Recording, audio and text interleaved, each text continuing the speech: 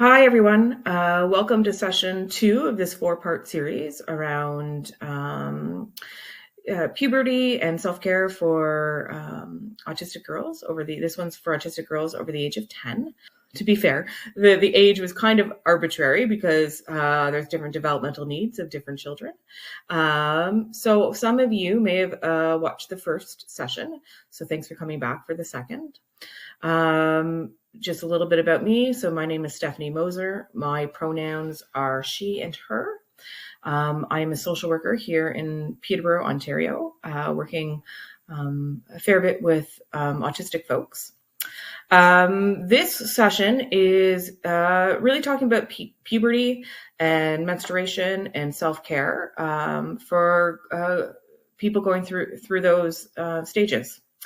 I do want to note, as I did in the first webinar, that I will be using identity first language, meaning I will be talking about autistic people versus people with autism.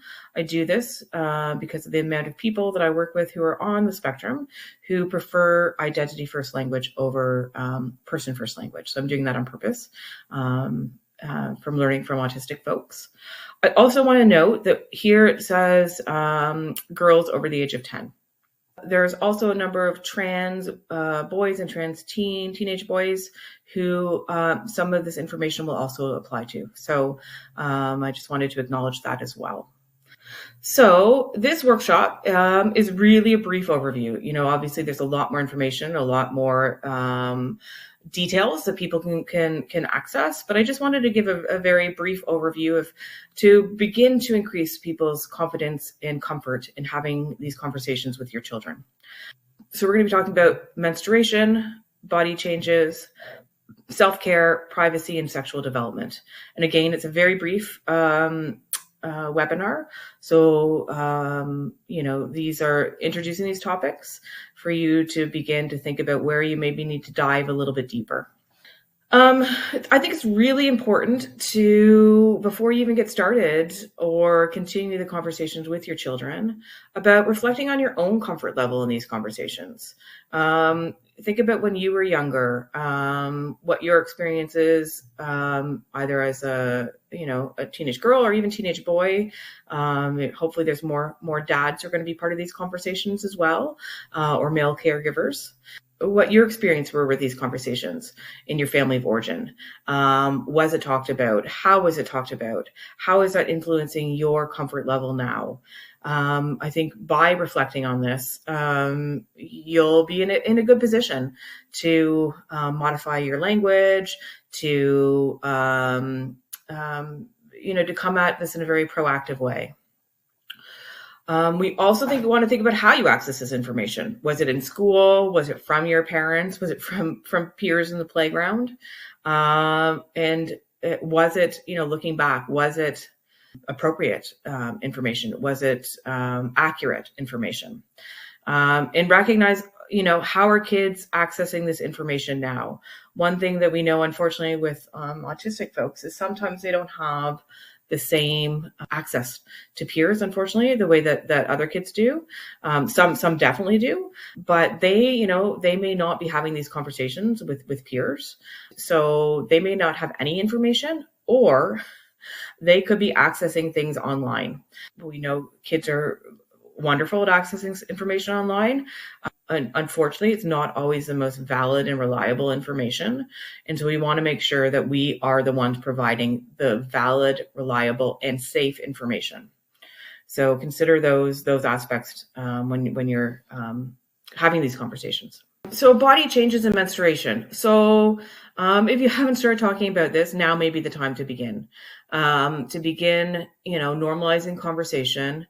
Do it in smaller chunks. So we know that folks on the spectrum, autistic folks, may need more time to process information. A lot of information all at one time may be overwhelming, may cause, some emotional reactions. So often less is more. Having shorter conversations more frequently. As I mentioned in the first webinar, practice and repetition is going to be important. So, and doing it in teachable moments when you're at the store buying, if you're buying your own menstrual products, if it comes up in TV shows, find those teachable moments. If you're storing your own menstrual products in the bathroom, talking about why they're there, what they're used for. But we don't just want to talk about that people get periods. We want to talk about why it occurs. And I'm going to give you some scripts and some more information and a few slides that can help guide that process. We want to talk about pads, sanitary napkin pads. One thing that's out now that a lot of autistic teens have told me has been very helpful for them is period underwear. So there's a number of companies that have period underwear now. And for some people, this may be a better option sensory-wise than pads. From what I understand, though, that for people who may have heavier periods, that the period underwear may not suffice. But that's something to consider. Some girls and teens may use tampons as well. A lot of autistic folks may have some sensory issues around this. And for many teens, using tampons is uncomfortable at the beginning. And so we need to talk about how you use them, but also, some people may choose not to, and that's okay. We know the other menstruation supports is menstruation cups. So those are more environmentally friendly because they're reusable. But for some teens and folks on the spectrum who have motor control issues, who have sensory issues, they may not be something that's helpful, but it's something to know about and to talk about.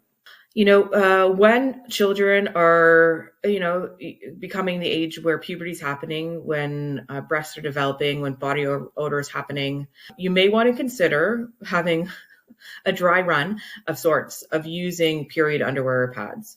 This will give you a sense, in talking to your child about why you're doing that, this may give you a sense of any sensory issues that may arise, any discomfort that could happen from those, and modify as you're going along. And it gives it's practice too. It gives children and teens the opportunity to practice. We also want to note that some girls and teens may also feel physical discomfort during their period and before their period. We know the research is showing that girls and teens, autistic people have periods. Statistically, it seems to be that they may develop more physiological responses. They may be more at risk of having more increased cramping. They may be at increased risk of having more challenges emotionally in terms of moods, increase of meltdowns. And I think that's really important to know. I'm going to be sharing in the handouts, there's going to be some resources and some references that talk about this. And so that's important to talk about some of the physiological aspects that could happen, so that people are aware and that they're not worried. If, however, if the cramps and physical discomfort and the real emotional ups and downs become something that seems pretty significant, I strongly recommend that you talk to your doctor about that to see if there's any thing that could be helpful. I also think it's really important to talk about blood, obviously bleeding. We associate bleeding with injury, with something being wrong, with pain.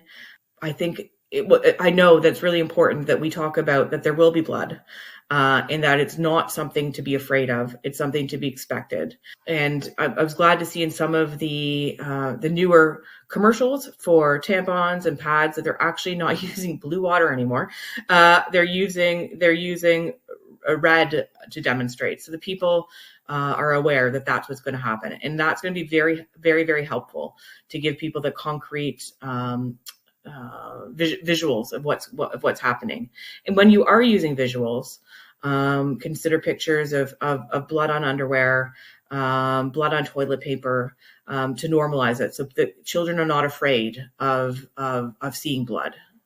Some visuals to consider are pictures of anatomy, showing pictures of internal and external anatomy, of uteruses, of fallopian tubes, of ovaries, pictures of actual pads, period underwear, etc. I like to use or recommend using visuals for scales to rate discomfort.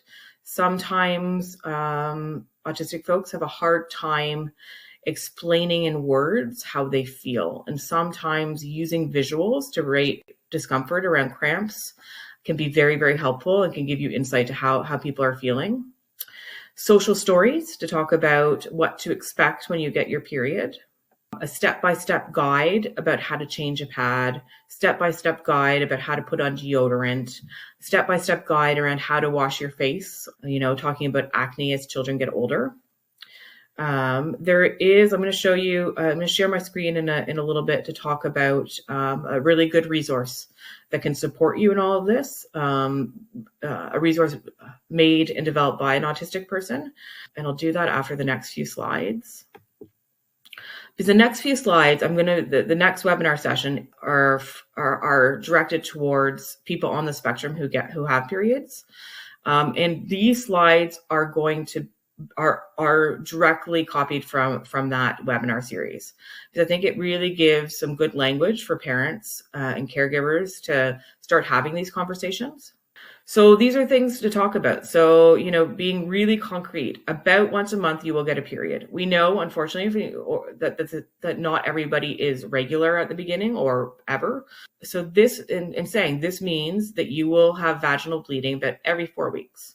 When people hear once a month, especially concrete thinkers, they may think that this happens every time, like clockwork, at the same time every month. We know that that's not the case. So we want to make sure we say about every 4 weeks. We also want to talk about why people get periods. So we want to give the language. So example, as a person with a uterus and a vagina gets older, their body changes to enable their body to grow a baby inside their uterus. When there's no fetus, or you can explain what that is, developing inside the uterine wall comes off and bleeds little. The blood comes out of the vagina. The body creates a new uterine lining wall each month. So giving that information, it's kind of technical, but it's really helpful for people to know why this happens. I also recognize that not all people are going to want to have babies when they're older, or when they're younger. They may think this is not something that's never going to happen, or they're not going to want. So it's important to make sure that people know, people on the spectrum, autistic folks tend to be quite literal thinkers. So we want to say that the body develops in order to make that a possibility, but that not everybody chooses to have a baby and that even though you choose not to have a baby or can't, that you still do get a period every month. So we want to make sure that we're not, by talking about your body getting ready to grow a baby inside their uterus, we want to make sure that people know that that's not something that happens every month, or that if they decide not to have children, that's okay, but they still will get a period every month. We want to talk about what to expect. We want, again, people on the spectrum, autistic folks tend to be very literal thinkers. So we want to make sure that they know that not everybody's going to get a period at exactly the same age, that there's going to be differences because everybody's body is different, and the things happen at a different age. And just because your friend may not have a period until they're 14 or 15, you may get one when you're 11, and vice versa. We also know physiologically that people usually get their first period a year or two after their breasts begin to develop. So as caregivers, that's a sort of important benchmark to recognize, to know when these things happen. People will wonder how often they get their period. So sometimes it's a little bit shorter than 4 weeks, and sometimes it's a little bit longer. So again, talking about that flexibility and that people get it for different lengths of time. Sometimes people get a period for 3 days, sometimes 7 days. Make sure you let your children know, or tell your children, that if they are bleeding a lot, if it's happening for more than 7 days, if they're getting periods closer together or not at all after getting them for a length of time, that they let you know. Often it's nothing to be worried about, but sometimes those are things to talk to a doctor about. So we need to give children the permission and encourage them to reach out to you and let you know those things. As parents and caregivers, it is important to know that it's more likely that people on the spectrum of periods may have stronger periods, more painful periods, and more challenges with mood, as I said earlier. And sometimes sensory tolerances may decrease just before and during periods. So anecdotally, people seem to have more sensitivity to sensory stimuli, during the PMS time or during their periods. And those are times that, may be considered scaling back on some expectations, knowing that some of the mood and the discomfort may impact other aspects of your child's life. It's helpful to increase independence as well around some of this, that you teach children how to use either calendars, or there are on technology, there's some really great apps to track your period, to track mood around periods. And this can be really helpful in teaching. There's a large variety of them. So it's, teaching your children to use those themselves, modeling it, checking that they're using it. This can help to increase independence. It can also, if your child is someone who has a more sensitive time around emotions, sometimes those are really difficult, obviously, and difficult to tolerate. Sometimes when people can track them and know that it's related to a period coming up, we can support self-care, compassion for ourselves, scaling down on activities, and can help people ride out those difficult moments, knowing that they're likely connected to hormone fluctuations. We also want to talk about changes that have happened or may happen in factual ways. But as I said earlier, we don't want to overwhelm with information. We want it to be paced, meaning, at times where it seems contextually appropriate, if things come up on TV shows, if you're somebody who shaves your legs or under your arms, of explaining that body hair, the changes in body hair. I also recognize that different cultures and different people, that's people choose not to shave, and that's people's choices. But if you're a family or you have a child where that may be something that they want to consider, normalizing that changes in body hair. Changes in body odor, about the use of deodorant, including that in as part of a schedule of the day of self-care. We want to talk about, the development of breasts. So that can be, uncomfortable too. People can have discomfort in their breasts as they develop. And many people, not all, but many people choose to wear bras, sports bras, other bras, or tank tops. This may be something to kind of, as children are getting older, to look into things that are most comfortable, to try different options. We know sensory-wise with materials, with seams, some of those things can be very, very uncomfortable for people. And so you may need to experiment a little bit. And this is where hopefully your children can have some choice, even over color, what feels right. We also know that some people, and as people move through puberty, there may be more, some people have experiences with acne. So again, this is where it's going to be really important to talk about skincare, hygiene, why it's important to wash your face. And some people may have some sensory issues around that though. So even looking at what cloths are helpful, what things are going to be most helpful in supporting that. I'm not going to go into a great deal about sexual development and sex and how to teach that, because that's a whole other area. But we do want to normalize that sexual development obviously is a normal part and expected part of human development. So your children will be developing to sexual people, and we need to normalize that. And that's part of why we talked about in the first set of slides around privacy, around beginning the conversation around consent. Informed consent, knowing that some children may be exploring with masturbation around this age, and that's a normal part of human development. We need to talk about privacy, where that should happen. But we want to normalize this, but we also don't want to make any assumptions. We know research is showing that children on the spectrum are somewhat more likely to be part of the LGBTQ+ community than neurotypical people. So just keep that in mind as your child is developing. It also includes people who may be asexual. There's more people on the spectrum who who identifies asexual than neurotypical people. But we want to normalize having sexual feelings and about privacy. But that's what we do in private, about closing doors, about people having a space that's private for themselves. And also, as I talked about in the first section, having continued discussions around privacy and boundaries. So, around closing doors when showering, people having the right to privacy in their room, knocking on doors, those sorts of things are really, really important.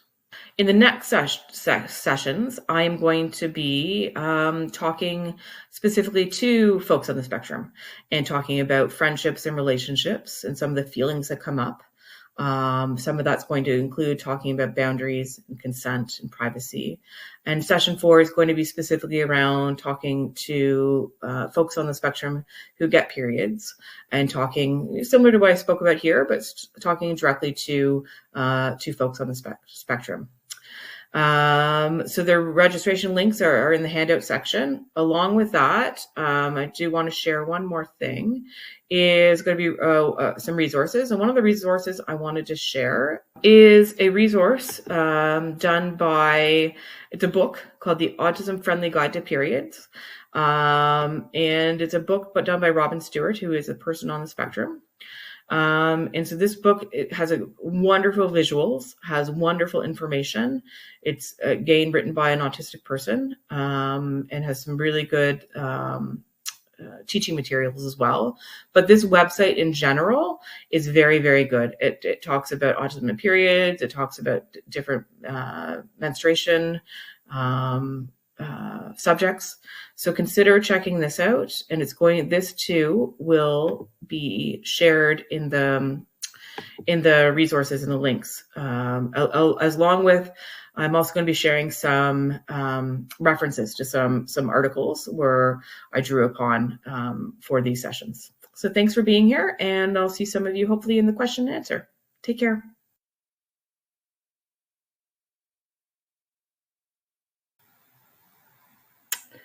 Hi, everybody. I believe I am live now in the question and answer, and I'm wearing different clothes. Sorry, in the question and answer period, I'm wearing different clothes than I did when it was filmed. Obviously, that was in December. Yeah, so I'm just going to bring up my. Hold on. I'm going to bring out my questions there. I see them now. There we go. Okay, so thanks for everybody who joined. I'm really glad that people were able to come on, and I'm hopefully can answer some of your questions tonight. I don't know where everybody is right now. I'm in Peterborough, and it's super, super snowy out. My husband has let me know that the internet should be fine. Okay. So, yes. So the first presentation, somebody asked, is it possible to watch a recording? I believe, yes. If you go on Autism Ontario's site, you can register and I think get a copy of the recording. I will see that answer probably in a second. But yes, there will. I'm pretty sure you can answer it. I mean, you can watch it.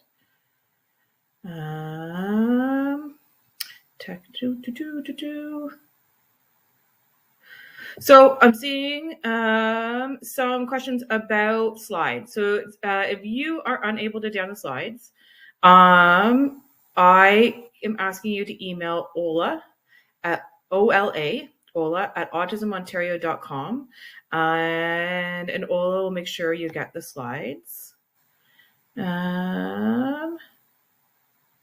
Just looking to see more questions. So if anybody has questions, please ask away.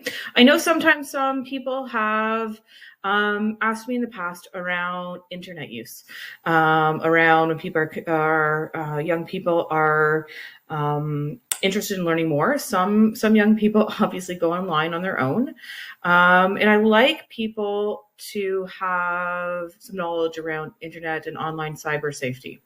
So there is also a cyber safety webinar that you can access through Autism Ontario as well. And so it's I'll make I think this is correct. The online safety webinar, you can go to autismontario and I think Google it, and that's probably fine, and you can get that. And so I'm just looking at this other question that came in.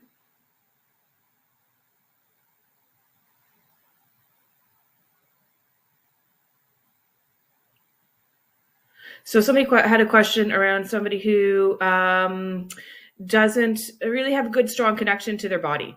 Somebody's daughter who doesn't have a strong connection to like feelings and sensations in their body. And so how to approach it in terms of menstruation if somebody doesn't have a sense of, I'm assuming a sort of how often to change pads, that sort of thing. I would think, erring on the side of caution when somebody doesn't, have a sensation of when a pad needs to be changed. I would, I would consider letting your daughter know to change it every time they go to the washroom. It may be more often than needed, but at least that that's being, being followed. It's predictable. It's something that your daughter can rely on, and predictability, as we know, is really, really important. So that's a good way to let her know that. So typically a first period, it changes sometimes. Medication can also, some medications, if your child's on, for example, an antipsychotic medication, you can definitely talk to your doctor about that.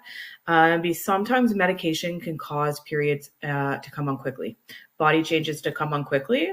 And of course, that's going to be confusing for somebody. That's going to be confusing when their body changes quite suddenly and unexpectedly. And so that may happen earlier if that's if your child is taking medication. Otherwise, it's usually about a year after somebody starts to develop breasts is when a period may start. So somebody said, thanks for the recommendation for their book. Found it very helpful for both their daughters. Somebody else also asked about how to introduce the conversation about periods. When should you have these conversations? I'm all about normalizing conversations. So when there's a chance for it to come up, if you, if you're a female caregiver in the household, then, having pads or tampons sort of visible within the bathrooms, talking about early on about why you may be using a tampon or a pad in kind of a matter-of-fact way, a little bit, that sometimes, girls and women have periods, and just slowly introduce the vocabulary, I guess. I remember when I was younger, which is why I think it's helpful to reflect upon our own experiences. I remember when I was younger, that seeing these things in my mother's purse, not really sure what they were, that they seemed very secretive. That time was very hidden, and the anxiety that it caused me to not like, what is this? Am I going to need these? And so I think, in very natural ways, beginning to have conversations when the commercials come on the screen, beginning to have conversations, with all genders. I think all genders should know about periods, obviously. But to begin having conversations in really contextualized, normal ways as somebody's getting older, 9, 10, 8, giving more detail, like I talked about today, giving more detail so people know why you get periods. I think that's very, very important to recognize that. So somebody asked about walking somebody through the process with somebody who's nonverbal, where it's hard to know maybe level of comprehension. I think use of visuals, visuals is really important. Social stories. I didn't give a specific social story. There are lots you can find online, and you can adapt and change for your own situation. So, I think visuals. I think, earlier on, talking about what a pad is, I like to assume, competence. I like to assume comprehension. I like to make sure that I'm, sharing information as much as possible, but simple language, not too much information, so that it's paced and not overwhelming. I do know, and this is something totally to talk to a doctor about. I'm not a doctor, I'm a social worker. So something to talk to a family doctor about. Some people do choose to have their children go on birth control. For lots of different reasons. If your child should be part of that conversation and choice making as much as possible. Obviously, we really want people to have some decision making. But part of the reason why sometimes people do like to talk to doctors about this is, one, if somebody has very difficult mood swings and challenging periods, sometimes birth control can be helpful. We also know, however, there's a level of risk with depression as well. So that's why it's really important to talk to a doctor about this. But some people also find it helpful because it can make periods more predictable. There's higher likelihood, when it's going to come, it's going to end. You can put it on a calendar. Some of those things can be really, really helpful to do that.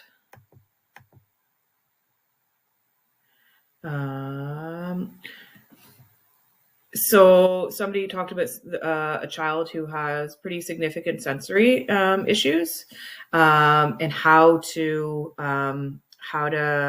what's going to happen around periods. This is a broad answer. If you have access to or could be in touch with, somebody, an occupational therapist who may have some suggestions around how to introduce new sensory information, how to introduce things in a safe and comfortable way, that could be a really, really key component to that, is having somebody sort of walk you through in a safe, comfortable way, in slow process. We want to plan ahead of time about how to introduce some of these pads or different things that could be helpful. I know, a lot of people who are, have some sensory issues, have found period underwear, as I mentioned, really helpful. It's helped, without having to have a pad, without having to use tampons, that it's minimized some of that sensory discomfort. So there's another question around sensory issues. And again, I think as much as possible using visuals, social stories, explaining periods. I still think it's helpful to give as much background information around periods as you think your child can understand. Obviously, I can't give specific answers to individual situations and people, because I don't want to give wrong information. Over and over again, what folks have told me, folks on the spectrum have told me, is that for them, more information, still paced, is better. People have told me when they're trying to, figure things out, when they're trying to move forward, when they have kind of the foundational information, the ground floor of the information, the filling in of all those pieces, it's easier for them to understand and accept the other pieces. So, again, your own children, and if you have other support people in their lives, this could be helpful, to give information, as much information as you think is going to be helpful, without overloading them. But again, anybody with sensory issues, an occupational therapist is going to be really helpful to talk about how to gradiate, and how to support your child with some of these sensory changes, and what's going to be helpful there. So I'm just reading questions here.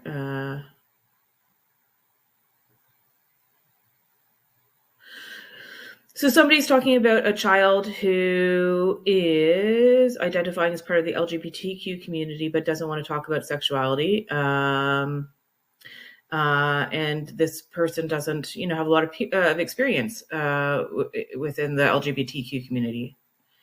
I think it can be really helpful to find, if you have the means, to find a therapist or somebody who, who can have the conversations, who that your child can talk to. It's not unusual that 12 and 13-year-olds don't want to talk to mom or dad about sexual health things. I have two children of my own who I know would prefer to talk to somebody else, and are kind of mortified that I'm doing this presentation tonight.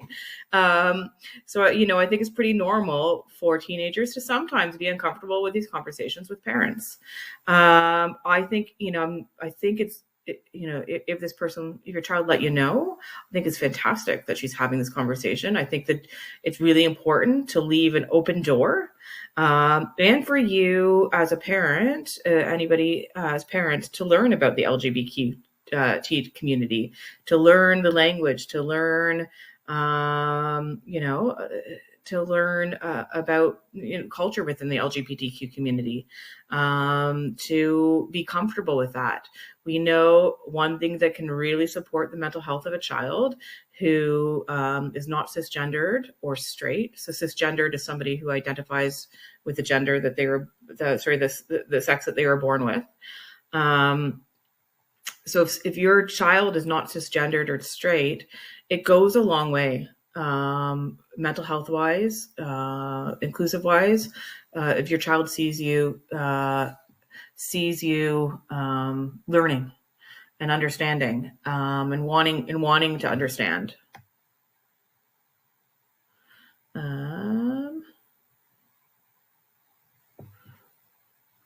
I'm sorry that I can't answer more of your specific questions. There we go. In terms of your child, so your children specifically. But I just want to be careful of not giving, incorrect information, because everybody's different. There's some generalizations, but everybody's different. So somebody asked about medication to control or stop periods. So I was wondering if this question was going to come up. Again, this is something definitely to talk to a doctor about. Some people have chosen to, for periods of time, not to have a period. Some people, teenagers and young adults, make that choice on their own. Some do that in consultation with their parents as well. Some people have really heavy periods and find periods very distressing, for lots of different reasons. That may be something that they want to talk to a doctor about. So there are, in terms of the medical pros and cons, again, I'm not a doctor, and I would refer you to a doctor, but I do know that's something that some people have considered and some people do find helpful. I have a couple clients that I work with who very rarely get periods, and they find that helpful.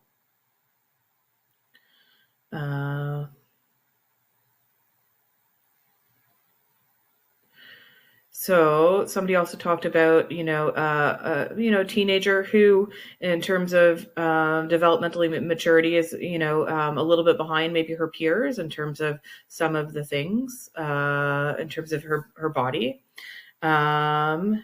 Sometimes, social stories can be really helpful. So to explain sometimes about privacy and boundaries, sometimes folks may not know how, if somebody's not covering up when they're walking around the house and have other people who are uncomfortable. Some people may not know how that makes other people feel. And so teaching about feelings of other people as well, it is, really important to teach, their own boundaries for safety as well. And that, almost just like a rule. It's a rule. When you're outside of your room, sometimes just black and white, it's a rule that people, get changed in a room, that people cover themselves up after they leave the bathroom. So sometimes just matter of fact, rule-based, and can be helpful. So I know I'm going through these quickly. I want to make sure that I'm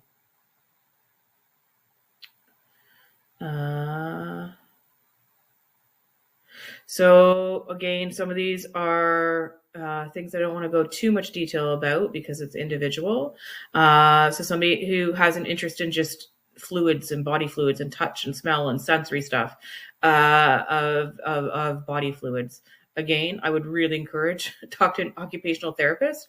Sometimes people who are sort of sensory seeking, we call it, sometimes occupational therapists can help to provide something else in relation to that, that may give that same physical, tactile, or physical sensation to replace that other, if it's body fluids or other thing that can replace that.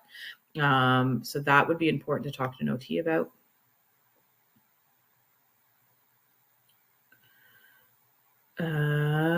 So somebody's asking about resources for emotions around PMS times. So definitely, I'm not sure how old this person is, but I think giving, empowering the young person to recognize what's happening, to recognize what's happening, to recognize that sometimes these may be more difficult times. I think, if you're recognizing as a family the ups and downs around periods, it would be really important to make sure that you're lowering expectations. If things are pretty predictable around periods, to lower expectations, to limit if socializing is difficult, to keep demands low. First of all, we want to keep demands low, social demands, sensory demands around those times to kind of mitigate some of this. And looking at DBT type skills, those sorts of things. DBT is a type of therapy that looks at distress tolerance, which is going to be really important. We want to introduce sensory stuff, if emotions are hard, sensory that can calming. Some people use the amount of people that I work with who tell me that they have little nooks in the room, under their desk, under their, in their closet. So little things that can de-escalate, that can help people calm. So I'm gonna just sort of looking at the time. I'm going to. So somebody said that their pediatrician recommended an IUD. So definitely something to talk to a doctor about because of the hormones could be helpful. And I'm sorry I'm not able to get to all these. Are fantastic questions. I do want to answer one more because it's come up a number of times with people. Changing pads in public places like school washrooms. I think we've all been there as teenagers, as young adults. I would try to make sure you're normalizing that conversation. That it's lots of things that lots of teenagers and young people are worried about, but that it kind of normalized that lots of people worry about it, and that's probably not a big as deal as they think it is. Having a little purse or a little backpack or something to go to the bathroom with. I really doubt teachers these days. They shouldn't be telling people that they can't take bags to the washroom. But if it would lower your child's anxiety to let the teacher know, so there's no questions asked. To have a little bag to carry, that sort of thing. Okay. So one last question. At what age should I be concerned about somebody not having periods? So somebody being, 12 and not having a sign of puberty at all. There's such variation, right? There's such variation in when people get periods. Some of it's genetics. Some of it is just individual differences. Some of it is weight issues. Lots of different things. If it's, again, if it's something you are concerned about, talk to the doctor about. In my experience, 12, it's not unusual for 12-year-olds not to have their period. It's not unusual for people to, some people get it much older, 13, 14, 15. But, err on the side of chatting with your doctor. I think I'm going to wrap up now. I'm sorry if I didn't get to all of your questions. They were fantastic. And hope I was able to give some insight to people. The other thing I wanted to mention is sessions 3 and 4. I don't have the dates on me offhand. One is March, one is April. And these ones are for folks themselves. So these are your children who would like to. I did the slides geared towards them. Some of it's about friendships too. We know friendships can be tough. Some of it's about periods, so that they can ask their own questions and feel empowered to do so. For the people who are able to do that, to ask questions by typing, you may, for some who may need help, obviously help your children if they need help. Some, if your children, if you're not sure of their communication level and comprehension, I still think it's, I think it's still helpful if they are able to be in the room when it's on, if they're able to listen, even if they're not able to communicate understanding. I still think that information and hearing other people's questions it may be very helpful for somebody. So we want to make sure that we're giving people that opportunity to learn. I'm also going to be having another person on with me, very likely on with me, who's a person on the spectrum themselves. So they'll be able to not a teenager, but somebody who was a teenager at one point, who may be able to answer the questions from an autistic perspective in ways that I can't. Okay. So thanks so much, everybody. And there again, feel free to go on the resources and see what's there. And hopefully I'll see some of your children. And, obviously, if you want to join as well, next month. Thanks, everybody. Bye.